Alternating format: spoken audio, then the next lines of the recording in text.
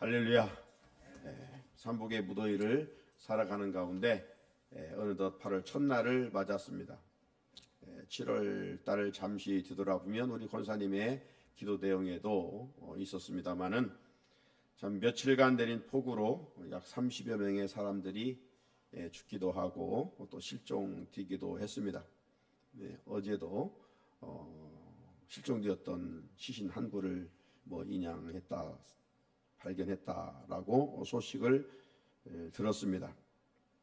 인명 피해만이 아니라 많은 재산 피해도 발생을 했습니다. 참으로 안타까운 일이 아닐 수가 없지요. 인간의 과학 문명이 아무리 발달할지라도 자연 재앙은 막을 수가 없습니다. 따라서 인간은 자연 재앙 앞에서 한없이 약해질 수밖에 없고 겸손해질 수밖에 없습니다. 그렇게 우리 그리스도인들은 모든 것을 지배하시는 하나님 앞에서 더더욱 겸손해야 합니다. 겸손한 사람은 누구일까? 겸손한 사람은 이로 하나님을 사랑하고 이웃을 사랑하며 하나님이 창조하신 자연도 사랑합니다. 자연 재앙은 인간이 자연을 잘 관리하지 못하였기 때문인 것이죠. 우리 그리스도인들은 하나님이 만드신 자연을 잘 관리하고 다스려야 됩니다. 하나님께서는 우리 인간에게 두 가지 위대한 명령을 하셨는데 그게 하나님이 창조하신 자연 세계를 잘 관리하고 다스리는 사명이요, 또 하나는 만물의 영장인 모든 사람을 복음을 전하여 구원받게 하는 그러한 지상 명령의 사명입니다. 우리는 자연도 잘 관리해야 돼요. 그리고 영혼을 살리는 일에 우리의 시간과 우리에게 주어진 모든 것들을 들여서 헌신할 수 있어야 됩니다. 사명자입니다. 한편 또 지난 7월 하순에 우리 교회 학교름 성령 캠프가 은혜 중에 잘 또 마쳤습니다. 우리 교회에 속한 다음 세대들이 믿음 안에서 잘 자라 귀하게 쓰임받기를 우리가 계속 응원하며 기도해야 하겠습니다. 오늘 8월 첫날 새벽을 깨워 주의 전에 올라온 우리 귀한 성도들에게 성삼위 하나님의 은혜와 평강이 함께하기를 주님의 이름으로 축복합니다. 오늘 말씀의 제목은 성령으로 치유하며 부흥하는 교회입니다. 같이 한번 읽어볼까요? 성령으로 치유하며 부흥하는 교회.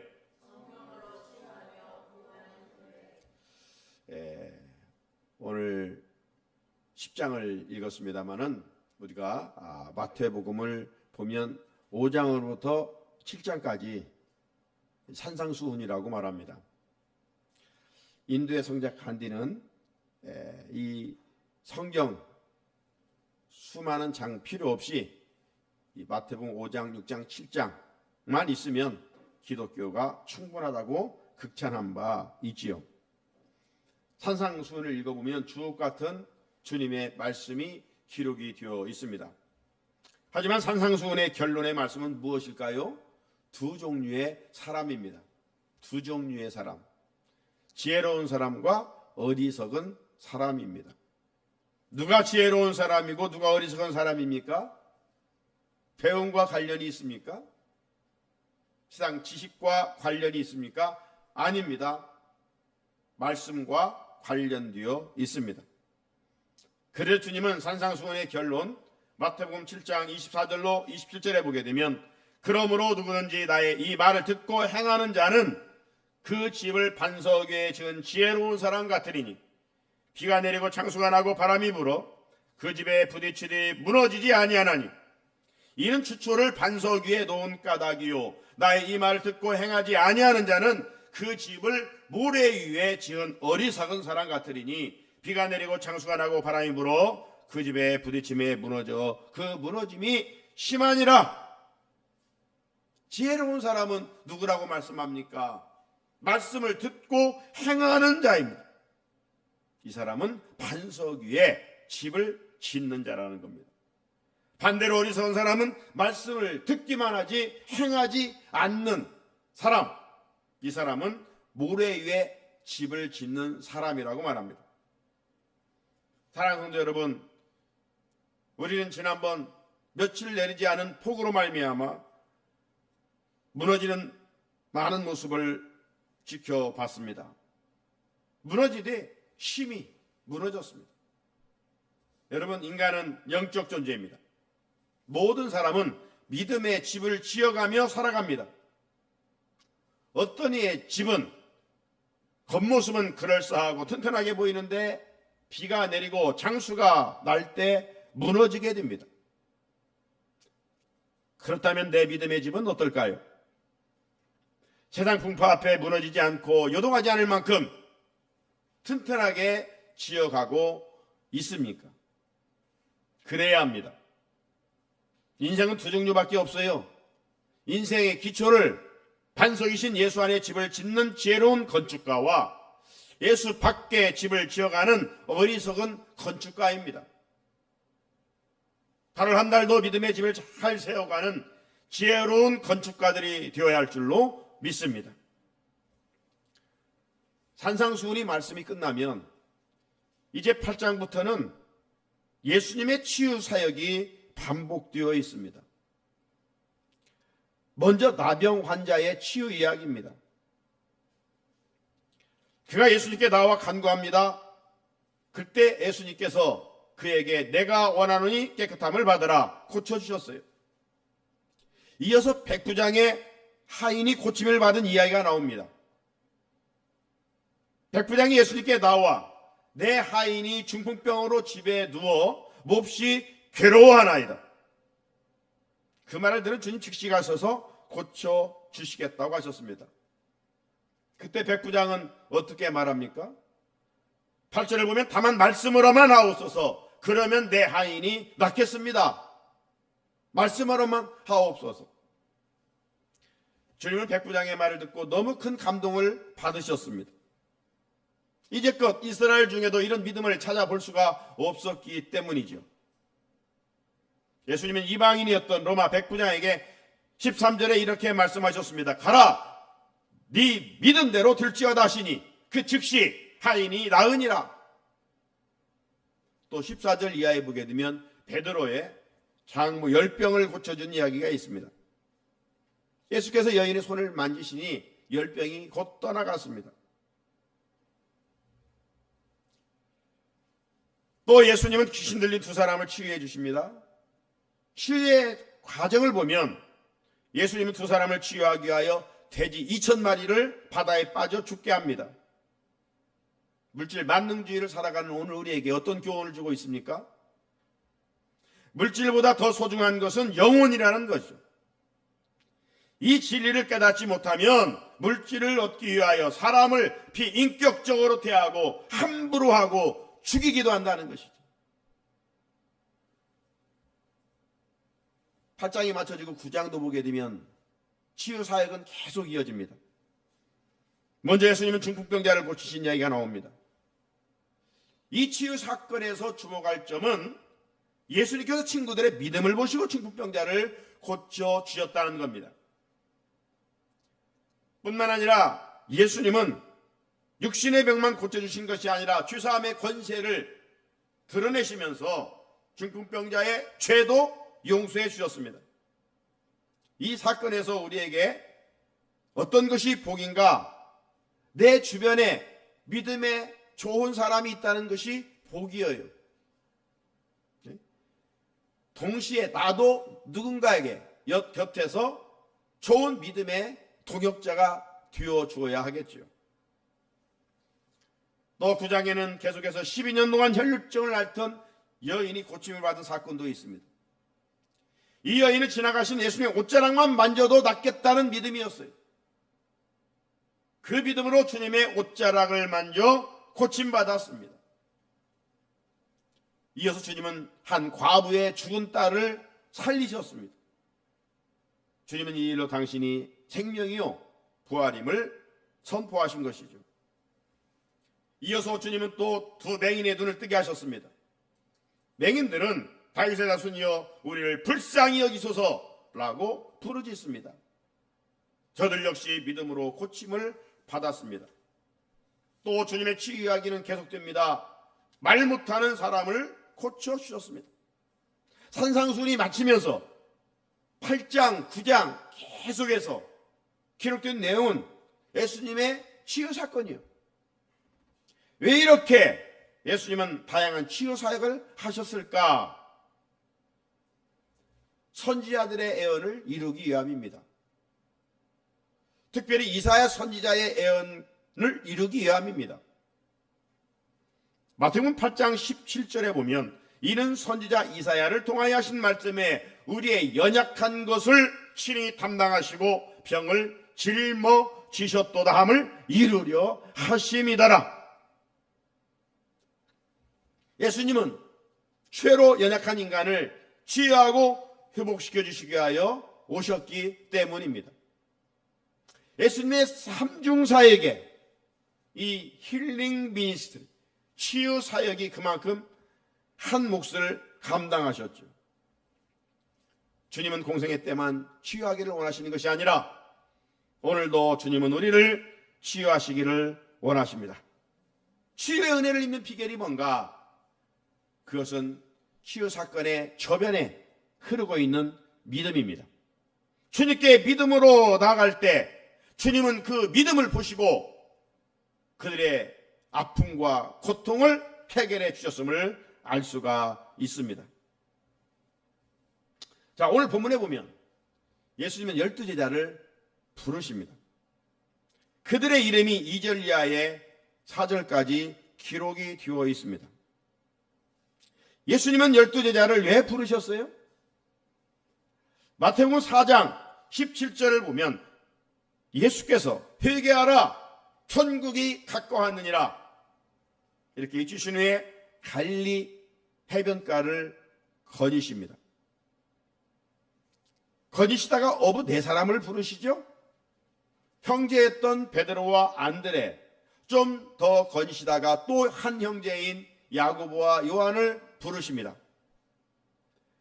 그리고 주님은 그들에게 4장 19절에서 이렇게 말씀하십니다. 말씀하시되 나를 따라오라. 내가 너희를 사람 낚는 어부가 되게 하리라.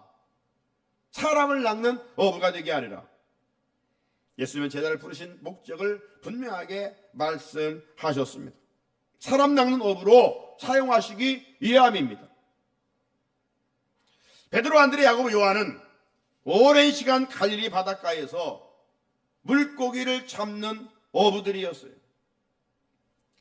이들은 물고기를 잡아 하루하루를 살아가고 있었습니다.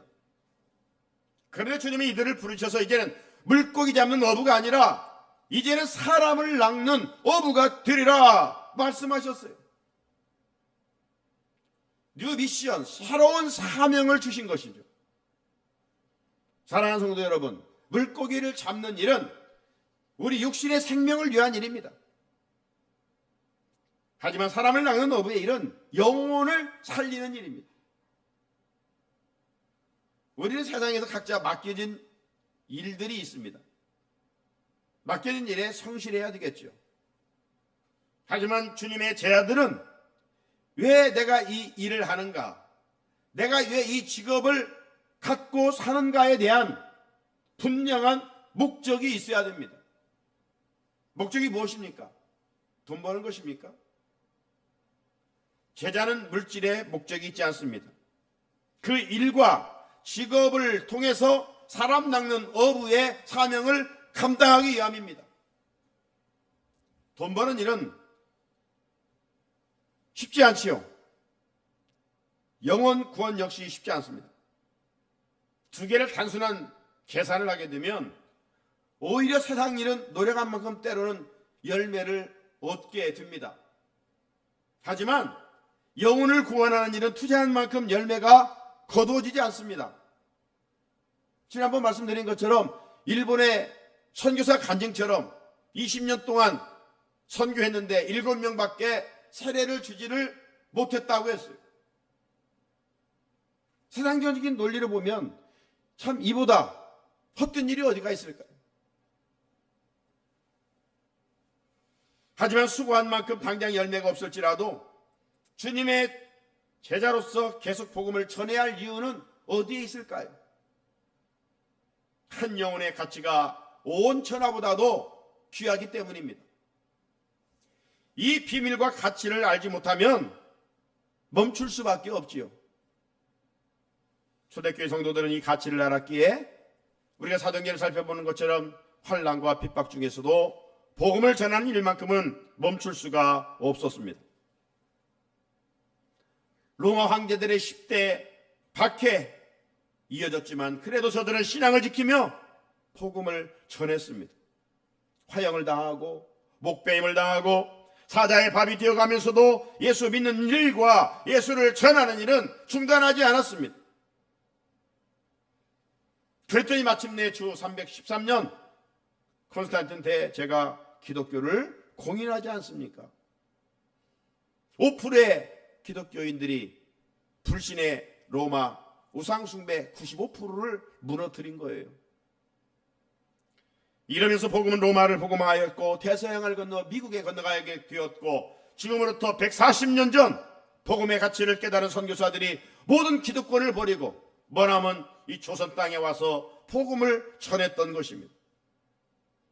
이 땅에 뿌려진 복음은 계속 전해졌고 마침내 우리에게 전해져 우리가 예수 믿고 구원받게 되었습니다. 이제 우리는 주님의 제자로 부름을 받았습니다. 제자의 사명은 뭐예요? 사람을 낚는 어부입니다. 나는 이 사람 낚는 어부의 사명을 얼마만큼 감당하고 있는가? 아니면 영적 벙어리로 지금 지내고 있지 않는가? 고인물처럼 복음에 대한 안에 고여 있으면 안 됩니다. 요즘 새벽마다 읽어가는 말씀이 큐티 말씀이 에스겔 말씀이죠. 하나님께서 에스겔을 부르시고 민족의 파수꾼으로 세우셨다고 그랬습니다. 하나님께서 에스겔에게 민족에 가서 말씀을 전하라고 하십니다.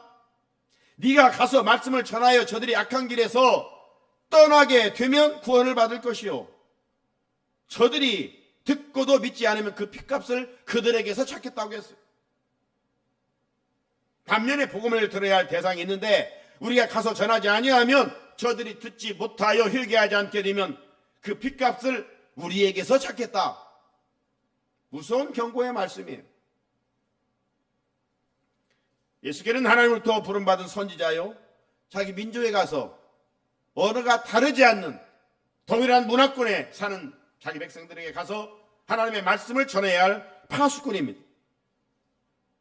파수꾼의 사명은 전하는 일인데 전하지 아니하면 책임을 묻겠다는 말씀입니다.